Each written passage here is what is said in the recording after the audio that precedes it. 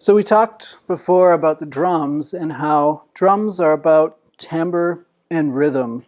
And timbre, again, is the color of sound.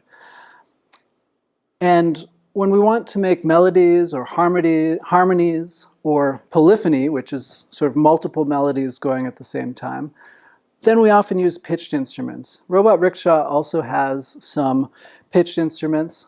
The first one I'd like to talk to you about is Kari. And Kari is this tall tube of an instrument here. And Kari stands for Cylindrical Aerophone Robotic Instrument. It's like a robotic clarinet. And unlike a clarinet that you might play or have seen played, it doesn't have all the keys that we're accustomed to seeing, because those are there to fit to your hand so that you can change the pitch. And how you change the pitch on a clarinet is to effectively change the length of the tube. So you can see that the tube here is a certain length, and I'm going to play a variety of different pitches that this instrument can produce.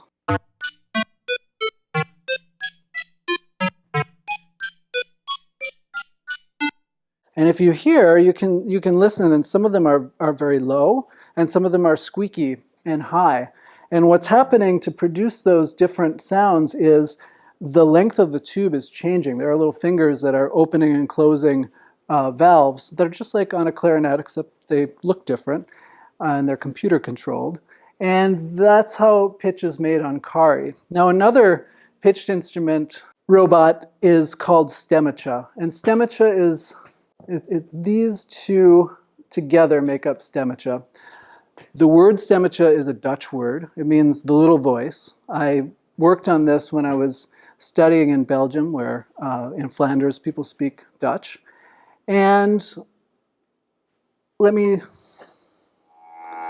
play it for you.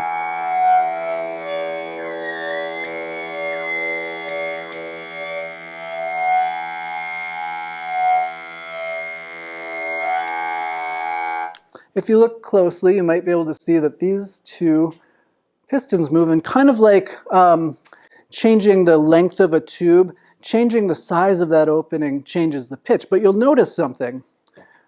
There's a stable pitch, and there's something happening above that pitch. So you hear this kind of low sound that's, it's actually an octave lower than that. And above it you hear some other things. I'll play it again so you can hear it.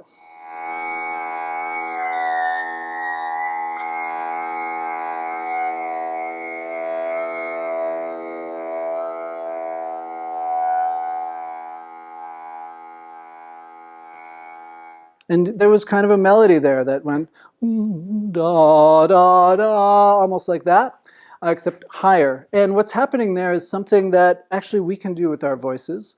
It sort of happens when you change vowels. When you say oo or ah, that's a change in timbre. So we talked about timbre before and how it's sound color. Well, we each have a distinctive color or timbre of our own voices, and when we change vowels, the way that we recognize them is by a change in timbre. Now let me do something to illustrate what you just heard.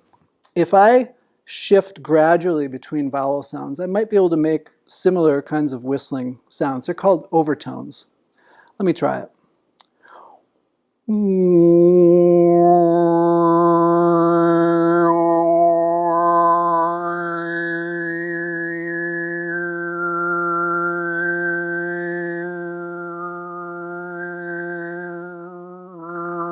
Let me try a little higher pitch.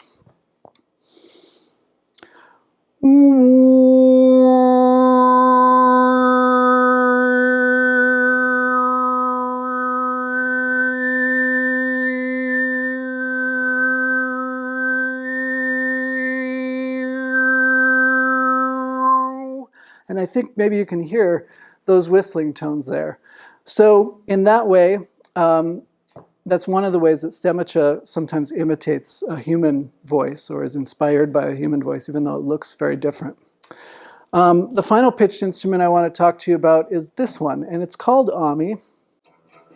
And I'm going to not amplify that string just so you can hear that there's an actual guitar-like string in the instrument. And just like Kari, it has fingers. It has 17 fingers, actually, which a string, just like a tube, when you have a long string, it's a low sound, and as the length of the string shortens, the pitch gets higher. So here's an example of that.